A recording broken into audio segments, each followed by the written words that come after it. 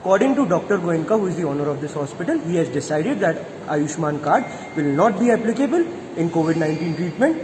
We won't accept Ayushman card. Video ban karo.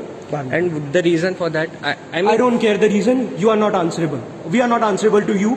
कि reason क्या देना है? We are answerable to the government. बाहर फेंको उसको. चलो सर बाहर से.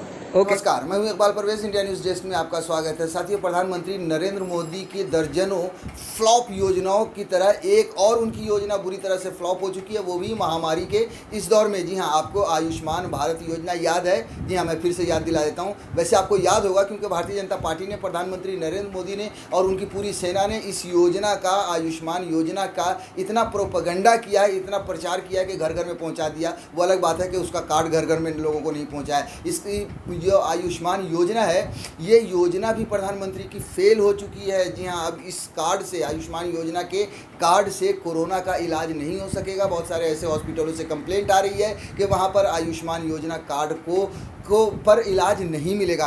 साथियों, आपको बता दें कि ये जो आयुष्मान कार्ड है, ये इससे लोगों को जो है सो हेल्थ की फैसिलिटीज़ दी जा रही थी, सस्ते में इलाज कहें या गरीबों का मुफ्त में इलाज करें, इस तरह की जो है सो योजनाएं थी इसके तहत, और इसी का प्रोपेगेंडा भारतीय जनता पार्टी ने खूब किया है। मगर अब ये आयुष्मान का जो कार्ड है वो भी फेल हो गया है। जी हाँ, हम आपको एक वीडियो दिखाने जा रहे हैं जो चिरायू मेडिकल कॉलेज का है, जो भोपाल में स्थित है। जी हाँ, वहाँ के एक मैनेजमेंट कहें या एक डॉक्टर कहें, वो साफ साफ कह रहा है कि हमें ऊपर से आदेश नहीं है। डॉक्टर गोयनका जो उनके मालिक हैं, उन्होंने आदेश दिया है कि आयुष्मान का जो कार्ड है, यानी प्रधानमंत्री मोदी ने जो कार्ड बांटा था, वो कार्ड यहाँ पर कोरोना के मरीजों को ठीक करने के काम में नहीं आएगा। और तो और आप इस आदमी की बदतमीजी देखिए, ये साफ साफ कह रहा है कि चल निकल यहाँ से, सिक्योरिटी से बाहर निकालो, हम नहीं करेंगे, हम एक्सेप्ट नहीं करेंगे ये आयुष्मान कार्ड। और साथ में वो ये भी कह रहा है कि हम तुम्हें क्यों बताएं कि हम क्यों इलाज नहीं करेंगे, हम सरकार को दे देंगे, हम सरकार को बताएंगे कि हम क्यों आयुष्मान का कार्ड एक्सेप्ट नहीं कर रहे हैं, अगर हमसे सरकार सवाल पूछेगी तो। पहले आप इस वीडियो को देखिए, उसके बाद हम आगे की चर्चा करते हैं। मैं अथॉरिटी में ठीक है, okay. This is Chirayu medical college and hospital, Yes. and according to Dr. Goenka, who is the owner of this hospital, he has decided that Ayushman card will not be applicable in COVID-19 treatment from April, whenever the order has came. We have all told this to every authorities. We won't accept Ayushman card. Video ban karo. and the reason for that, I don't care the reason. You are not answerable. We are not answerable to you. कि reason क्या देना है? We are answerable to the government. We'll give the answer to the government. Close the video and get out. Okay, listen to me. I won't listen to you. The government has a list of hospitals. बाहर फेंको उसको. चलो sir बाहर से. Okay. एक second. आप बाहर चलो सर. हाँ. Okay, the government has a list of hospitals जिसमें चिरायू का नाम है. बाहर चलना. साथियों, तो देख लिया आपने, ये कह रहा है कि हम सरकार को जवाब दे देंगे कि हम आयुष्मान का कार्ड क्यों नहीं ले रहे हैं, लेकिन सरकार इनसे पूछेगी नहीं, क्योंकि आपको बता दें कि सरकार को ये पता है कि बहुत सारे लोगों को कोरोना का मर्ज हो रहा है, कोरोना से संक्रमित हो रहे हैं। तो वो जो कार्ड बांटा है, वो जब बड़े बड़े हॉस्पिटलों में जाएंगे तो उससे हॉस्पिटल का नुकसान होगा।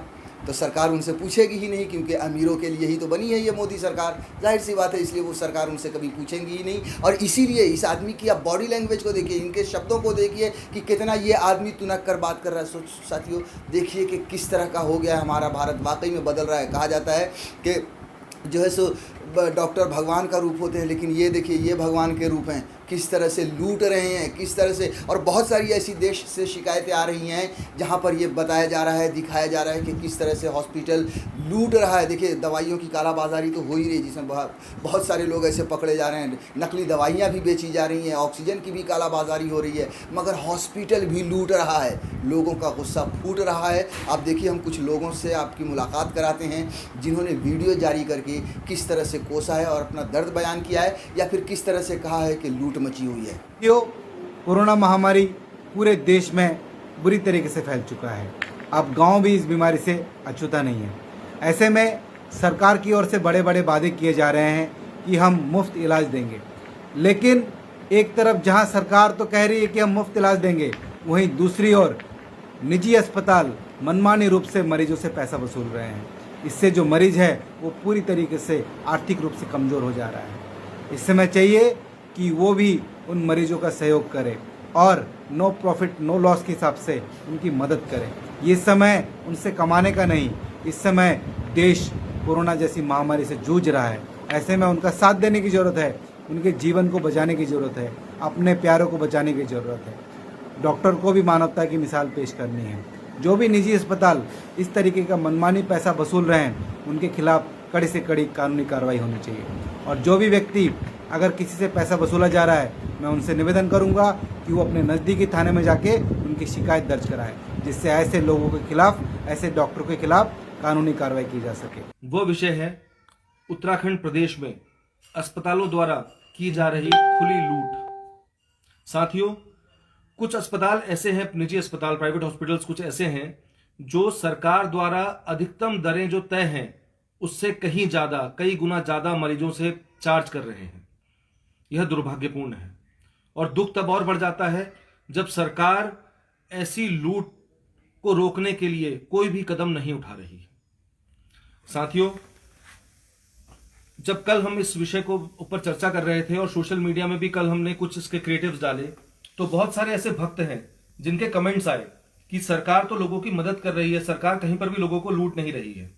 मैं उनसे कहना चाहता हूं, विशेष तौर पर उनके प्रियजन, उनके परिवार के लोग, उनके आस पड़ोस के लोग, किसी को भी, मुझे पक्का विश्वास है क्योंकि कोविड इतना ज्यादा फैला कि बहुत सारे लोगों को अस्पतालों में जाना पड़ा, अस्पतालों की आवश्यकता पड़ी।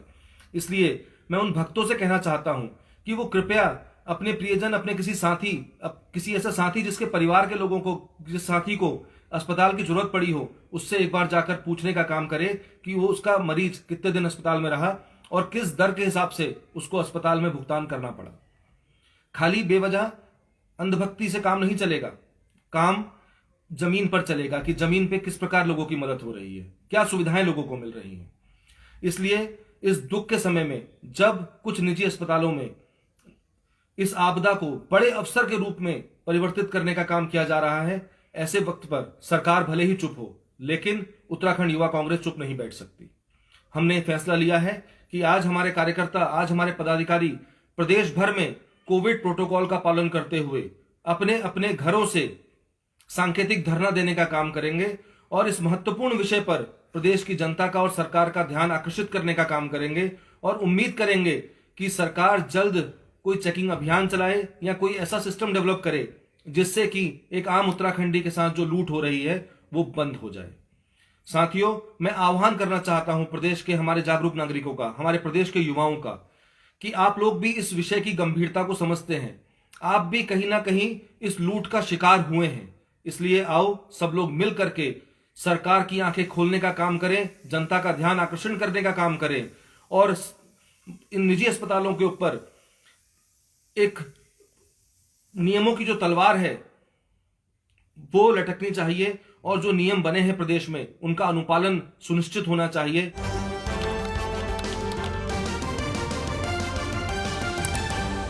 आपकी आवाज